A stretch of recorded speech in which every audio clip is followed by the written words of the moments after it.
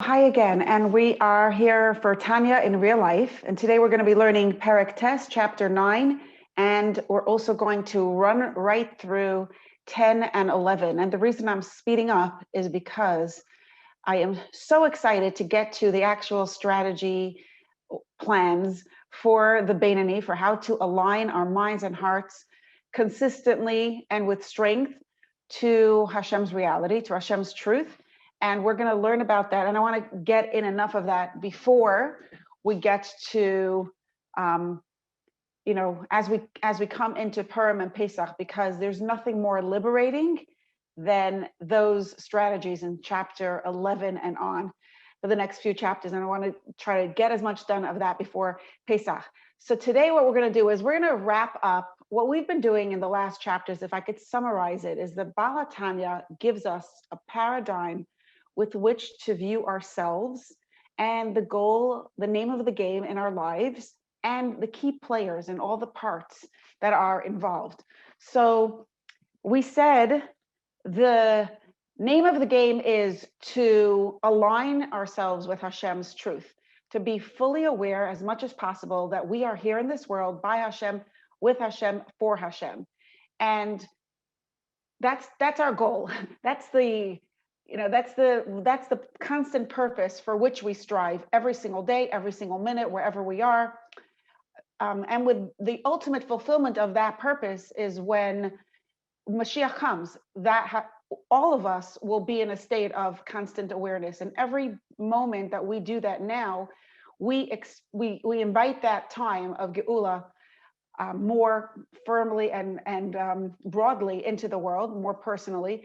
And also, this is the path to experience emotional wellness, because as soon as we're aligned with Hashem's truth, we're also in touch with our own inner wealth. Having a part of Hashem inside of us gives us infinite, untouchable, unchangeable, absolute value, worthiness, and a strong identity that nothing and nobody could change. But we're only in touch with that, and we only have access to that to the extent that we are in touch and aware of Hashem's absolute value and truth and practical relevance in our lives. That's our game plan, right? To try to get there. And what gets in our way is that in addition to this infinite, limitless spiritual wealth that we have inside of us, we also have another self. We have a human dimension, which inherently has the possibility for complete non-awareness. And not only that, we also have a Yetzer Hara that constantly distracts us. And it's not that, and makes that not only does our mind come to us with suggested ideas that contradict Hashem's truth and the truth of our inner wealth, but the Yetzer Hara tells us and convinces, it comes to us with a certainty as if anything but those ideas, those ideas that contradict Hashem's emes and the emes of our neshama are irrelevant. The Yetzer Hara, and that's in other words, and that's why we believe our lies. We believe it's not just that we have ideas that limit us, that inhibit us, that chain us to those to our fears and to our inhibitions, to our compulsive habits. It's not just that we have beliefs about them.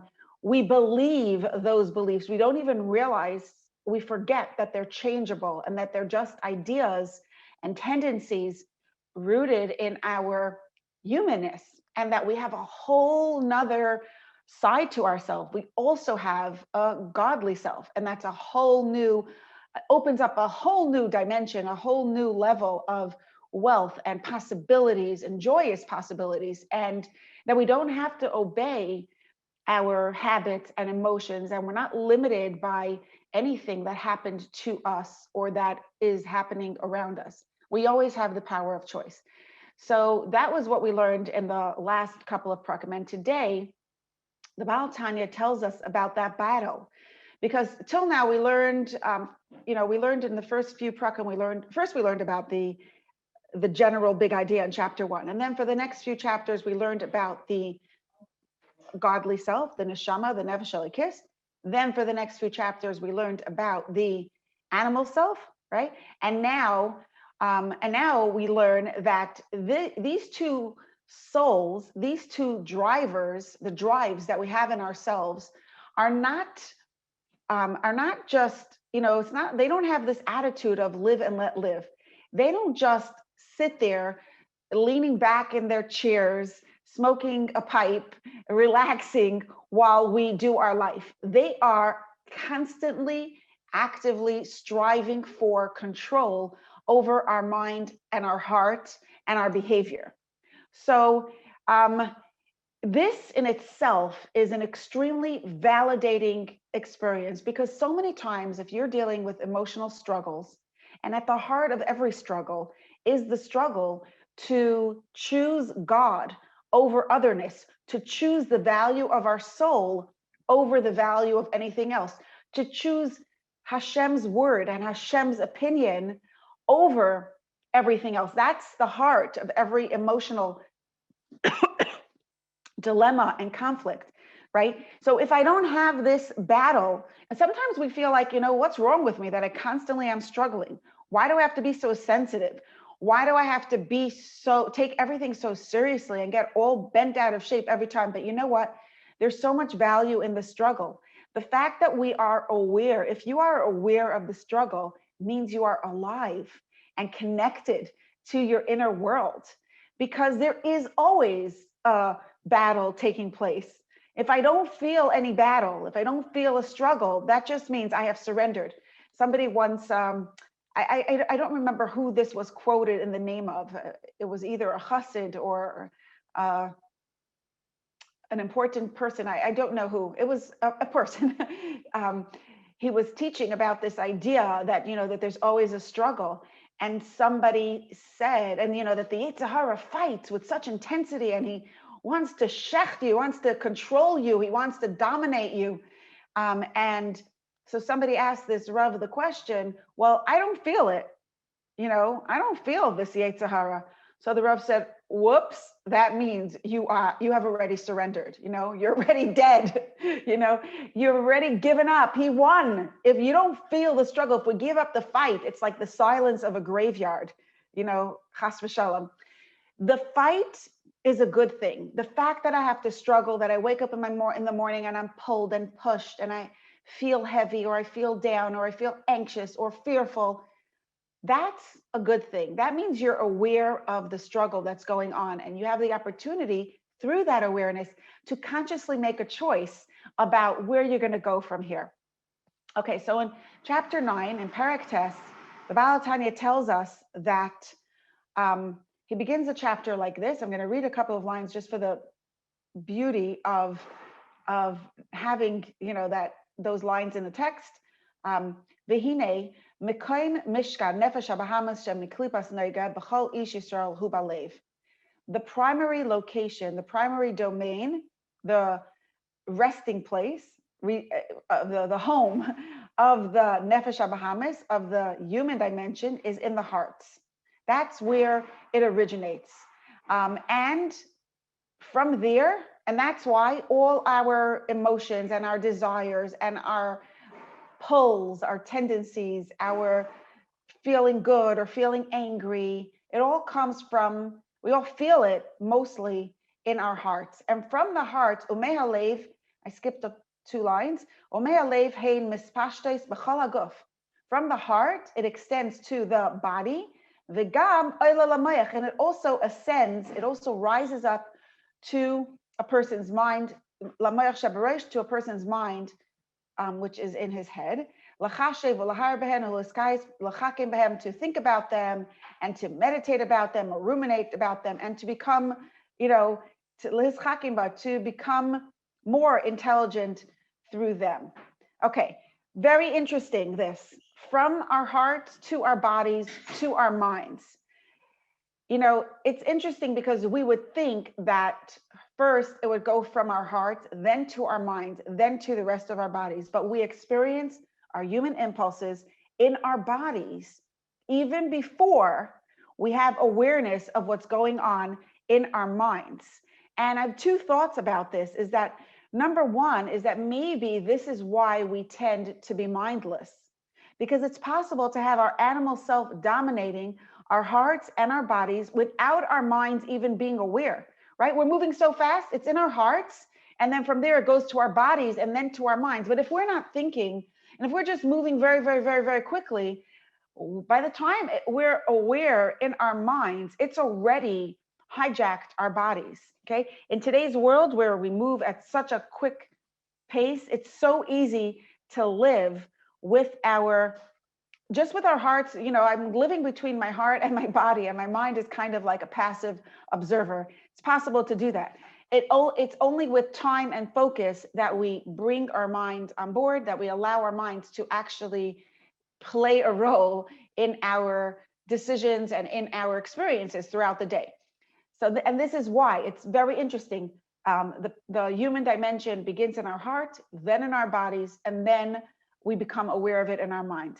Okay, number two is another thought on this is that if we don't want, it's really connected, but if we don't want to be driven by our animal self, a good strategy is that developing habits, because we do tend to be mindless, it's so valuable and important to develop habits so we can use our mindlessness to our advantage. Set up certain things in your day that are just a habit, like Moida Ani could become a habit. Many different activities could become habits that we don't have to even think about. We just kind of do it, and it's built in. So the habit itself we can use the mindlessness and our tendency to act on habit to our advantage. Okay, then the Baal HaTanya continues and tells us that by contrast, the abode, the home, the resting place, Mekoy Mishkan, the place where the Nefesh Elikis primarily resides, is in the mind. And from there, it goes to all the limbs and also to the heart. Okay. So here again, first our minds, then our bodies, and then our heart, which tells us that, I used to think that I need to get myself inspired before I could daven. Let me work up some emotional energy about this, and then I'm going to do the action. But here the Baal HaTanya is telling us that it's going to go, the natural flow of the Nefesh Elikis, of the godly soul of our neshama, it goes from our mind. We begin to think about Hashem, and then goes to our behaviors, to our bodies, to our limbs, and then to our hearts. So we don't have to worry about getting our emotions on board with our Nefesh Elikis. First, we should focus on the action, and the emotions will follow. Okay, then the Baal HaTanya tells us that we could get our hearts on board, and he tells us how. In the next couple of lines, he tells us, how do we get our heart on board? And not only to have slight emotions, but real passionate love. Avas Hashem kirishpe shal heves, misla heves belev maskil, right? A real fiery, passionate love towards Hashem, and a real energy, a lot of energy there. How do we do that? When we think about Hashem, we will arouse emotions of love. And by thinking about Hashem's glory and Hashem's beauty and Hashem's greatness, Hashem's awesomeness, we will feel love and joy. Okay, so now we know how our drives operate. That was kind of the last detail in the game plan, right, of how our drives operate. And it might have been, okay, now go play, now go do your life. But the most important part is coming up right here and now, because each of our souls, each of our animal self and our godly self, our neshama and our nefesh habahamis, don't just sit there and do their thing. We only have one mind. We only have one body. We only have one heart. And so while both of our drives are constantly present, only one of the drives could be active and dominant within every single moment. So each one, any moment at any given time, right this minute, each drive is striving to be the one who's actually in charge, the king of our conscious reality. So we have one car, two drivers, one body, two forces, two personalities, two drivers, two selves, and each one is trying to take control of the steering wheel. When one has the steering wheel, it doesn't mean that the other is out of the car. The other is in the passenger seat, right? Or in the trunk, depending how far, how much control the one who is driving has. And here comes a mashal that is really famous. There's a beautiful children's book made about this. I think it's called The Two Kings. But a little bit later on, after the Baal HaTanya describes the beautiful love that we can arouse through meditating about Hashem's greatness, the Baal HaTanya says, Ach hine ksiv, it says in the Torah, Ula'im mila'im ya'amatz, and one nation shall prevail over the other nation. This one is really talking about Yaakov and Esav. This pasuk is talking about Yaakov and Esav, the two brothers who were twins, who were fighting for dominance even in the womb. So inherently, each of our two souls are like two nations, two completely different opposite forces that operate like a seesaw. When one is up, the other is down. When one is down, the other is up. And here comes the beautiful mashal. Ki aguf nikra ir ketana, for the body is called a small city. And if you could imagine, I love that it's a city, because a city has, a whole infrastructure. It's not just a one-dimensional thing. A city is like a busy metropolis with businesses, with streets, with police forces and people and language and a culture and observances and laws. The body is a small city. Just like two kings who are battling, they're waging war over to control one single city. Each one wants to conquer it and rule over it. And these two words, to conquer and to rule over, represent two levels of control. Because one, to capture is kind of in theory, you're in charge, but for practical purposes, the president of the United States of America, I could go to sleep and wake up in the morning and not necessarily know the name of my president. I know some of you will think that's ludicrous and outrageous, but if you think about it, you know what? I go to my store, I live in my little town. I walk up and down my block. I go into my neighborhood grocery store. I'm impacted by my area's weather and traffic and police ordinances and all that stuff. And I might not know immediately the name even of the president. It doesn't impact me so much. But then there's another level of control where there's a law that actually is going to impact my personal daily life or my personal daily finances or my schedule and that's a different level of control. So the difference between conquering and ruling is kind of like the difference between theory and practical. One is like a theoretical conqueror, yay, we give them honor, and it's a name recognition, but it's not practically doesn't have a practical difference in my daily life. Now the Baal HaTanya is going to tell us the process of how either one of our kings becomes our ruling king. But I want to just say one thing right here. A king is a very, very forceful name. It's a very authoritative voice. So and it's so validating to know that our human dimension, when I have a bad mood, I wake up in the morning and I'm in a bad mood, okay? That mood has the strength of a king. It's not like a little flower on my wall or a little butterfly on my wallpaper. You know what I mean? It's a king. It's got force. It's got energy. It's got the ability to control me. It can move me. It can, order me around. It can hold me. And I would feel like a little pawn in its hands. And it's so validating to know that, because, if you're going somewhere, if you're taking a walk down the block, or you're taking a walk to, I don't know, 10 blocks away, and somebody's giving you directions for how you're going to get there. And they tell you, by the way, when you get to this in this corner, on the corner, there's going to be this huge, it looks like a monster. It's this huge thing. You know those little monsters that like blow in the wind? They're like made out of, they're inflated, and they're some businesses like a car wash sometimes have them like to attract people to the front of the store, right? So when you get to that corner, you're going to see this huge monster. Okay, just know that it's nothing. It's not dangerous. It's not scary. Everybody very often who walks past there gets nervous, gets a little intimidated, but just know that it's there, and you're just going to walk right past it. It's okay. It's not actually going to do anything to you. Or there's a dog that's going to bark very, very loudly from behind that gate.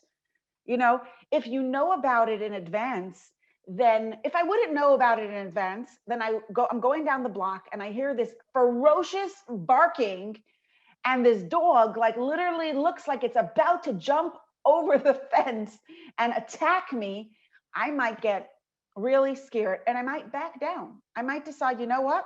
I'm not going past this block. I'm going to cross the street. I will never get through this. I just can't. It's too big. It's too scary. It's impossible for me to cross this block. But if the owner of the dog, and if the planner, if the owner of the whole town tells you, by the way, when you get past that block, there's that ferocious barking. It just barks. It never, ever, it's been all this time. It never, ever gets, but just know you're going to be scared. It's okay. All of a sudden, when you walk that past and you keep it in mind, it's so, so helpful. And the Baal HaTanya telling us that our animal self, that means all our human emotions, the strength, the power of our habit is going to feel like a compulsion. It's going to feel like you're king, like you're boss, like you must obey this habit. You did this yesterday. You did it the day before. You're going to do it now. This is your king and you have no choice. You might feel that way, but the Baal HaTanya says it's a king. It's a wannabe king, but it's actually not your king. It's only a wannabe king. So it's going to feel like a king. It's going to feel like a king, but it's only a wannabe king. You have the ability to choose a different king. How? By choosing a different king, by acting according to the other different king. Okay, and we'll learn more about that as we beginning next week, about how to actually establish our neshama, our nefesh elokis, our godliness as our king, as our dominant force in our minds, in our hearts, in our behavior. But for now, it's just so validating to know that it's called a king. So it's going to feel intense. It's going to feel like you must obey, but it's only a wannabe king. Okay. It's not actually your king unless you surrender to it and you decide that you have no other choice. But don't decide that, because you do have another choice. There's another king.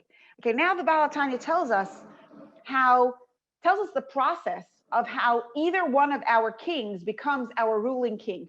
But what happens is, in the rest of this chapter, the Baal HaTanya is going to tell us how the nefesh elokis, how the neshama gains control over our bodies, over our hearts, our minds, and our behavior, how it becomes our king. Like, what's that process? And at the end of the chapter, the Baal HaTanya says, and you know what? The nefesh habahamis does exactly the opposite. Okay, so this process that we're going to learn is the same for our neshama and our nefesh habahamis, for our human dimension. So the first thing is what the nefesh habahamis, or the neshama, tries to do. It's lahanig yoshveha kirtzainai. It wants you to obey it. It wants you to follow the rules. When a king conquers new territory, the king establishes his language as the national language of this space, of this area, right? I want you to use, if I am your boss, use my kind of money, my kind of language, my culture will be, make that part of your life. Okay, so lahanig yeshver kirtzainai, leading the residents according to its will. And at this stage, the neshama, or the nefesh habahamis, takes charge of our behavior. We're not like married to it. We didn't surrender our will to it, but we're kind of, we're following along. It's like we hand over the keys to the car. Okay, boss, here you go. Here are the keys. You're the boss. So we give them the keys. And then a later stage of development is Vishayiyu Sarim Limishmaite, and that they should be obediently obey all his directives and commands. Sarim Limishmaite means like, servants at your beck and call, right? They will obey him in all that he decrees on them. We do that. That's like another deeper level of control, because that's not just like lahanhig yeshveha, that the boss is leading us. It's that we really become subservient. We really become obedient to that plan. We obey in all that he decrees. We do that behavior. So what does this look like in our lives? Number one is, the first stage is, you know what? We have this idea to do something. Let's say I have this idea that I'm going to daven. So I daven. Okay, it's just an idea. It's not something I feel strongly about or passionately about one way or the other. I daven. Somebody suggested I should say my da'ani. I say my da'ani. Now I'm going to do this. I'm going to do this every day. We do that behavior again, and we do that again until it becomes part of our routine. And I just do it without even thinking about it. And that's true for my da'ani. It's also true for, go on to this website. Okay, I don't care about it. It's not so interesting for me, but I'm going to go on this website. But then we do it again, and we do it again. And then we open our phone and we click on that website even without realizing what we just did. There's not a choice anymore. And these two steps, the Baal HaTanya tells us, this is the basic method of both drives. And then the Baal HaTanya gets much, much more specific and detailed, and tells us a lot of details about these drives. And it's so interesting. The Baal HaTanya's language is so exquisite, so detailed. So there's 5 details here. Well, maybe there's more. 1 second. Sorry, 6 details. Number 1, each boss wants to be the exclusive boss. Okay, my neshama is not okay with me saying from 10 o'clock to 11 o'clock, I will obey my neshama. And from 11 o'clock to 12 o'clock, I will do whatever my human self wants. My neshama says, no, no, no, no, no. I want 24 hours, 24/7. You do my way. And the Nefesh HaBahamis says the same thing. It's not enough for you, you think, okay, I'll just obey a little bit. I'll just do this habit one more time. But that it's never satisfying enough, because each self wants no 2-state solution here. There's no 2-state solution. Total domination, total control is what the drives are after. Number 2, they don't want us, our neshama and our nefesh habahamis doesn't want us to sit back and relax and be taken for a ride. It wants us to be sold onto that path. It wants us to believe in it, to love it, to passionately care about it, to identify with it, and to see ourselves as if I have no other self. This is me. Okay, I am my neshama. That's just the part, my nefesh habahamis, my human dimension. Okay, I happen to also be a human, but who I am really, I am my neshama. By contrast, our human dimension says, who are you? You're a regular person, just trying to make ends meet.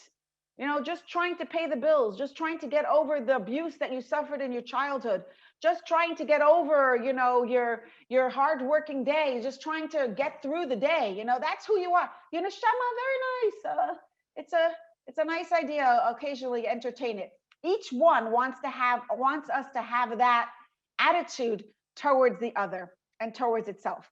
Okay, number 4 is, all that is, in theory, and theory is not enough. We, they want, our neshama wants, and our nefesh habahamis wants to be an actual practice. Every part of the body should be nothing but the means to that drive's expression. Why do you have hands?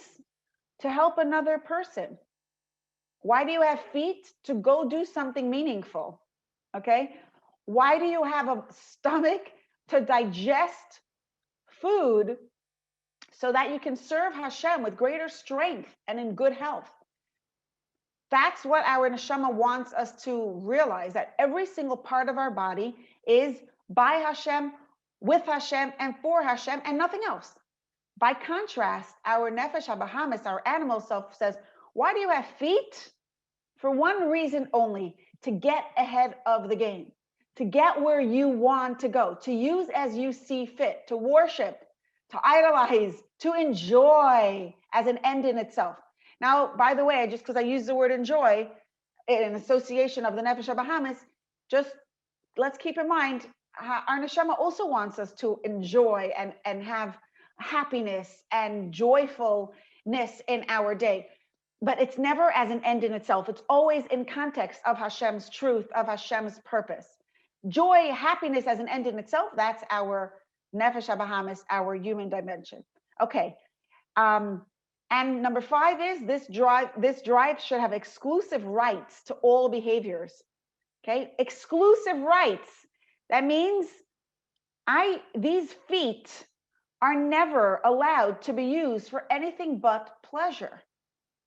Okay, if you're going to get something out of going to do that person a favor, I let. And if you're not going to get something out of it, don't go. Okay, that's the mindset, the personality of our nefesh habahamis. If something good is going to come out of it for you, you know, if you're going to have pleasure from this, go for it. If not, because I want to have exclusive rights on all your behaviors. And the last thing is, and these words in Hebrew, I just want to read a few of them because Shalikis cheftzar u'ritzayna shetehe hi levada hamishelas alav, right? The Nefesh Shalikis wants that she alone should rule over the person and direct the person. V'chol ha'ivarim yiyu sarim lishma. Every single limb of the body should be subservient to this and completely transparent only for this drive. Umer kava eleha. You know, again and again, in so many different words. And so, v'loyavar zar b'seicham chas v'shalom. Stranger danger, right? No alien would then so much as pass through. Get out of my space, says the Nefesh Elikis. Don't even come close with a 10-foot pole. Okay? Loyavar zar b'seicham. Otherness. Stay away from otherness, like you stay away from danger. And the Nefesh habahamis says the same thing. You want to daven? Not over me. Get away. You're not going to even open that siddur, not even one line. Okay? And that's the story of the Nefesh Elikis. And then it goes on to and describing control of what control of a drive looks like in action. The Baal HaTanya details 2 levels of control. Number 1 is restraint, doing the behavior, but holding on to the potential to do contradicting behaviors, right? Then you're only holding back. Or transformation. The terminology for this is iskafia and ishapcha, right? Holding back, restraining, and ishapcha, complete transformation. Okay. The Baal HaTanya describes at length a whole elaborate process of change of how the emotions, how you can literally change your emotions, how the Nefesh Elikis could really fill your heart with very deep, passionate emotions when you focus your full mind on Hashem's greatness. It could really transform and get your heart completely on board. It could even not only restrain your human dimension, but could actually transform it and elevate it and get it to come along for the ride that the Nefesh habahamis itself should want to serve Hashem, should want to be aligned with Hashem's truth. As it says, b'chol levavcha b'shnei yitzarecha, right? We want to serve Hashem with our whole heart, including, but you know, it doesn't say libacha, your heart, levavcha, which could mean also 2 hearts, right? Two heart, 2 selves, 2 drives, not just your nefesh elikis, but also your nefesh habahamis. Okay, and this is described again at such great length to come to the point where we value Hashem so much that literally we have so much physical pleasure in doing a mitzvah, because that's how much we value Hashem. Physically, we have pleasure. I enjoy lighting that Shabbos candle because I know how precious it is. I enjoy davening because I know how precious it is. That is a real transformation from that heart that only loves self-centered, by myself, with myself, for myself. That same heart is going to now feel pleasure of by Hashem, with Hashem, and for Hashem. At the end of this chapter, he goes through all the, your mind, your heart, your speech, all the behaviors are elaborated at length. And the last lines of this parak, the last two lines I'm going to read, Ach, nefesh habahamis shemei haklipa. All of that was for the nefesh elikis. This whole elaborate definition. It's interesting that the Baal HaTanya describes it so beautifully, such beautiful words. I recommend reading it inside because the transformation is so intense and so exquisitely described. Ach nefesh habahamis, but the animal soul, shemei haklipa, which is from the klipa, which means it has the potential to conceal Hashem's presence, to contradict and cover up Hashem's truth. Ritzaina lehefach mamish. Its drive is exactly the opposite. That means this entire parak, all that control, all that desire to really have full transformation. That means the nefesh habahamis doesn't just want, it's not just satisfied when we eat the cake. It wants us to eat the cake and not eat the healthy food. The nefesh habahamis is not just satisfied when we spend an hour mindlessly browsing the internet. The Yetzer Hara wants us to spend all our time, okay? And just don't do anything productive. Don't do anything that's in harmony with Hashem's truth. It's not just so. The nefesh habahamis doesn't just want, the nefesh habahamis wants to totally desensitize us from having any consciousness of Hashem's truth. I'm not talking, this is really our Yetzer Hara that totally goes to the other extreme. But it wants the exact opposite. Full control to the point of totally not tolerating any other force. And the last line is, L'toivas ha'adam is good for the person, right? It's in our benefit, sheyizgaber aleha, that we will be stronger and overcome our nefesh habahamis, that human dimension, that tendency towards concealment and denial and unawareness, subconsciousness, non-consciousness of Hashem's truth, and to be victorious over it. Yes, I will be conscious of Hashem's truth. Yes, I will be aware that I have a neshama, and I will identify with my neshama, and I will do as my neshama. I will let my neshama shine forth in my behaviors, okay? Kimashal hazayna shabazayar HaKodesh. That's the last lines of this parak, like the mashal of the zayna in the Zohar HaKadosh. The Zohar gives a beautiful mashal to describe the Yetzer Hara. And that is that a king loves his son and he wants his son to develop strength. So what does the king do? The king hires a zayna, okay? Hires a woman to tempt his son, seduce him, and get him to live with her, to cohabit with her in a sinful manner. And that's what, so the king hires her.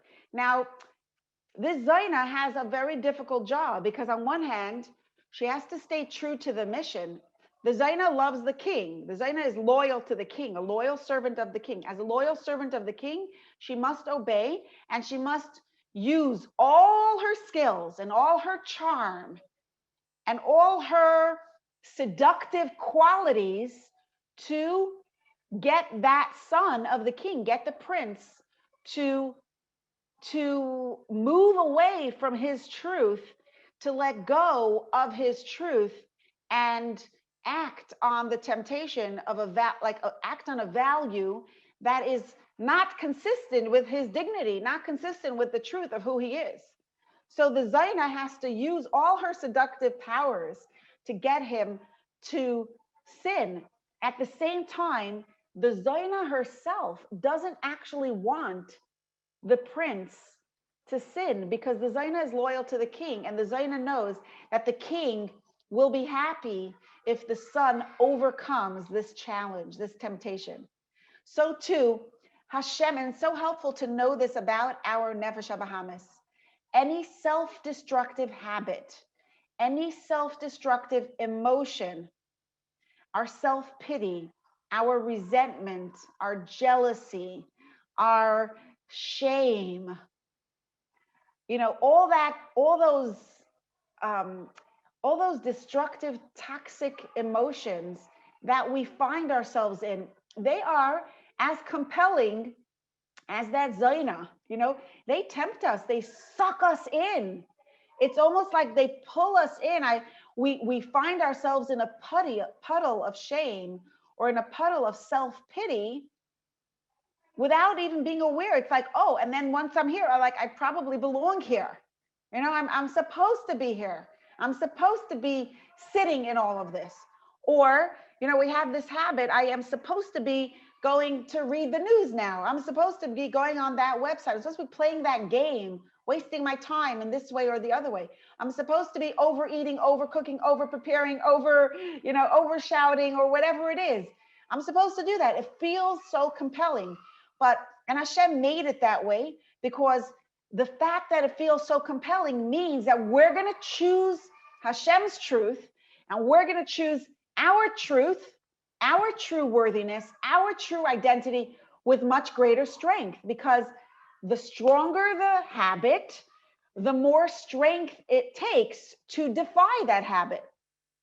The more intense the emotion is, the more intensely we need to invest our energy to get through that emotion in one piece, and not get sucked up in it and park there and stay there for days on end, and not to act on it.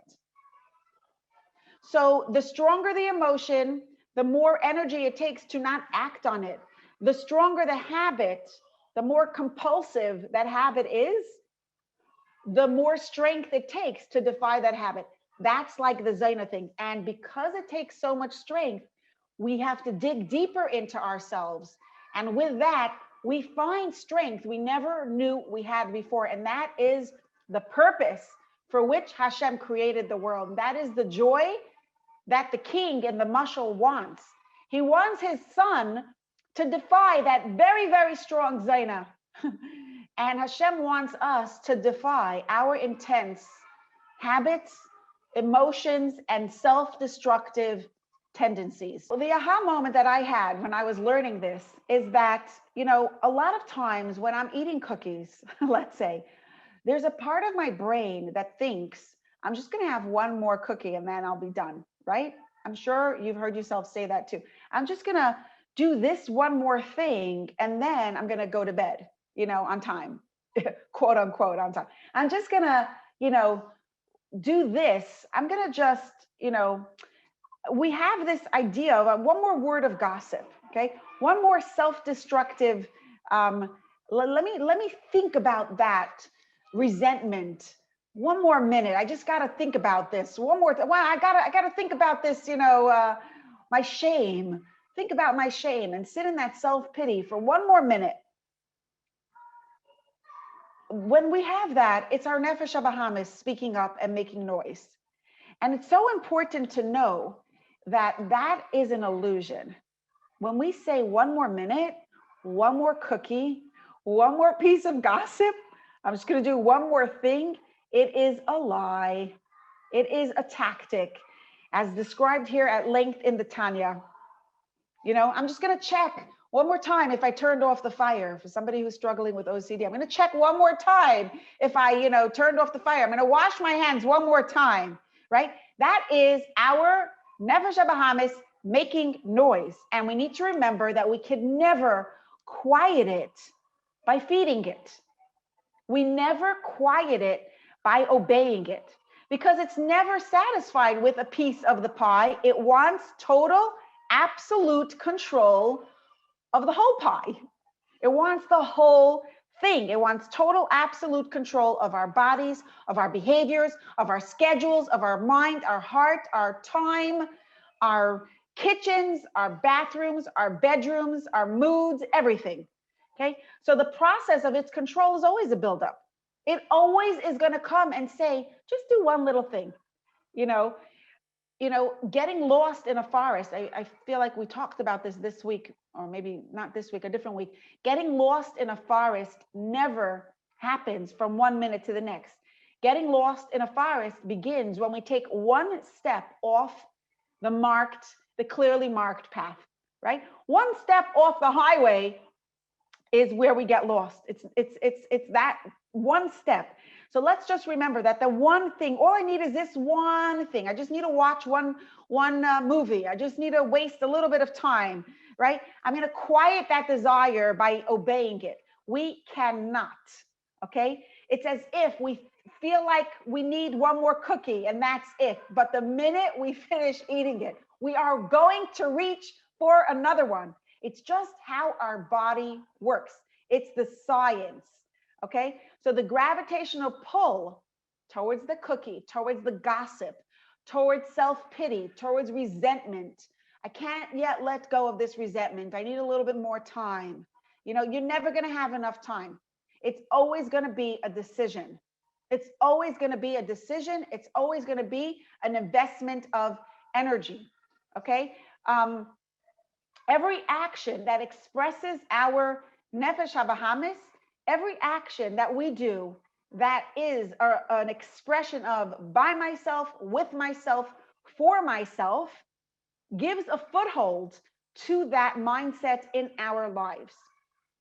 It gives that mindset more strength. By contrast, saying no to the cookie or to the behavior, it's going to feel uncomfortable. Okay, the first time we do it. But the same way that our nefesh habahamis has that control, so does our nefesh elikis. You might have to push past that resistance to say maidani mindfully the first time. The second time, it's already going to be easier. You may have to have a harder time to say no to that habit, to say no to the cookie, to the internet browsing, to the book, to the movie, to the toxic relationship. It may be hard to say no the first time. But the second time, it's a little bit easier. The discomfort of change is not dangerous. Giving expression to our nefesh habahamis brings change, always. And giving expression to our neshama also, always, always, always brings change. The beginning of change is immediate. It happens the second you act on one of our two souls, there's already a process that's set in motion. We're rewiring our brain towards that mindset. And this is just such a powerful thought that my choice that I'm going to make here and now, this moment has all the power for my future. This moment contains within it the power that will influence my entire future. What I do right now will change the trajectory of the rest of my life. Now that might sound very intense, but it's true. Sorry. I know it's like, whoa, so much intensity, but it's true. Now, I believe that if a person would always live with that level of intensity, that would be insane, but if we don't have any of that awareness and we don't realize that each moment really has power, that would be a tremendous, tremendous loss. Then we would never tap into that immense spiritual and emotional power, the power to choose which soul we want to identify with in every single moment that we have. Okay, now the next two prakim, I said I'm gonna say it very, very quickly, and I'm going to. Perek Yud, chapter 10.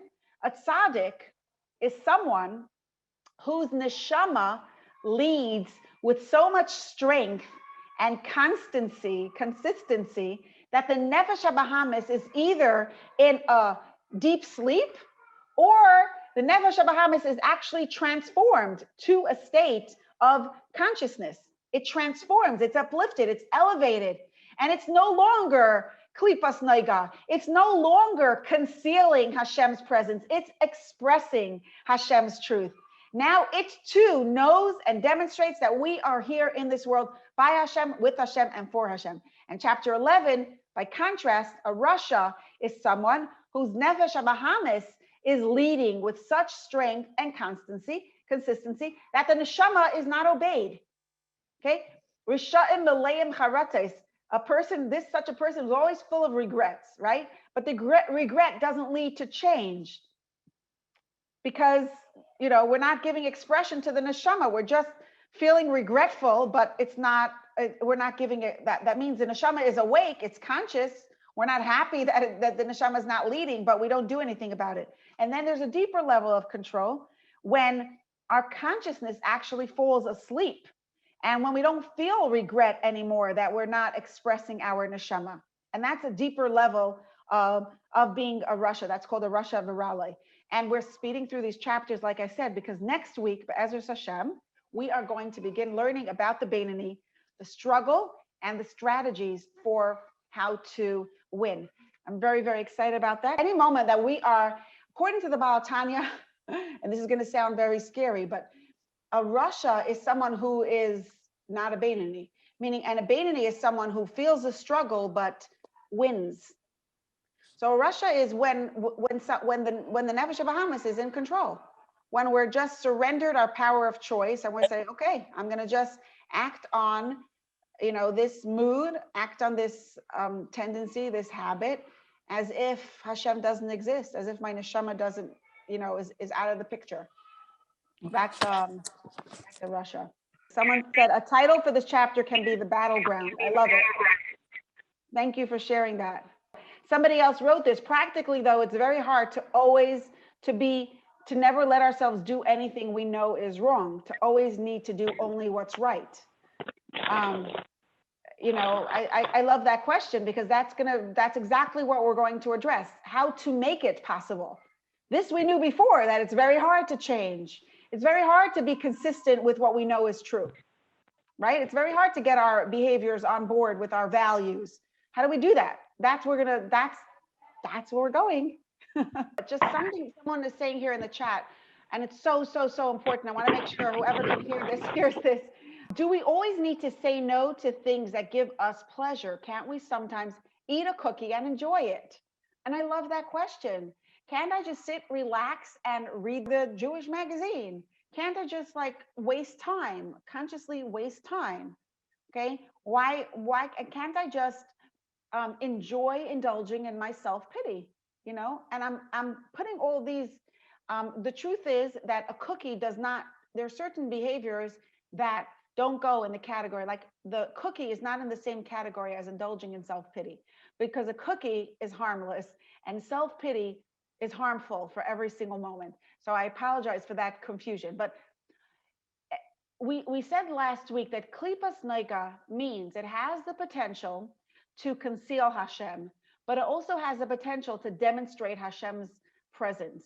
So it all depends on how you're eating the cookie and why you're eating the cookie. If my purpose in eating the cookie is the pleasure as an end in itself, by myself, with myself, for myself, Hashem is not in my story. Hashem is not in this scene of this screenshot. He's not on this page in my book. Then this is not a godly page. It's not. And the clarity is so helpful, like we talked about at length last week, because you're either with Hashem or you're not. You're either moving closer or moving further away. It's not, there's no stagnancy. Is that a word? There's no such thing. It's like a bicycle, you're going uphill. There's no such thing when you're going on a bicycle uphill. My father always used to use this example. It's like you're going on a bicycle uphill. You're either going up or you're slipping back. There's no such thing as standing still and not moving. So can't we sometimes eat a cookie and enjoy it? Absolutely. Just bring Hashem into the picture. Thank Hashem for the pleasure. And tell Hashem, remind yourself that this pleasure is helping you be a happier person. Now you're going to be kinder to the people around you because you're happier. You could just bring Hashem into the picture, and of course it has to be authentic, but in other words, it's not something, someone said, you're supposed to eat food on Shabbos, Lakavat Shabbos Kodesh. So somebody else said, okay, so just, every spoonful of soup, Lakavat Shabbos Kodesh, Lakavat Shabbos Kodesh, Lakavat Shabbos Kodesh. And someone else said, why don't you just take the whole bowl and go, Lakavat Shabbos Kodesh? It's not something that we say. It's got to be something that we feel, that we actually are aware of, that kind of our minds and our minds and our hearts really are present with that awareness. So can we eat a cookie and enjoy it? Absolutely. Just bring Hashem into the picture. Do it from a perspective of by Hashem, with Hashem, for Hashem. And then not only is that eating that cookie okay, it's elevated like an oila and a korban to Hashem. It becomes kedusha. It becomes holy. It's a mitzvah. Do you hear this? It's like huge. It's not just, okay, fine, baby, eat the cookie, have it your way. No. Bring Hashem into the picture and you just did a mitzvah. You just elevated that cookie, like an oila and a korban. It's huge. Consciousness of Hashem and of our neshama, of our true value and of Hashem's truth is asleep. Yeah. Our self-consciousness is very much alive in that state. A consciousness of our ego, or consciousness of our, our created version of ourselves that's independent of God. It's like that story of the guy. I mean, the self-sufficiency reminds me of the story of the guy who's like, he prayed for a parking space. He's like, God, I really need a parking space right now. If I find a parking space, $50 to charity on the spot. As he finishes his prayer, a parking spot opens up right in front of him. He says, forget it, God, the deal's off. I found it on my own, It's the idea of self-sufficiency is an illusion. It's all from God. That's, but our consciousness could be of God, could be asleep.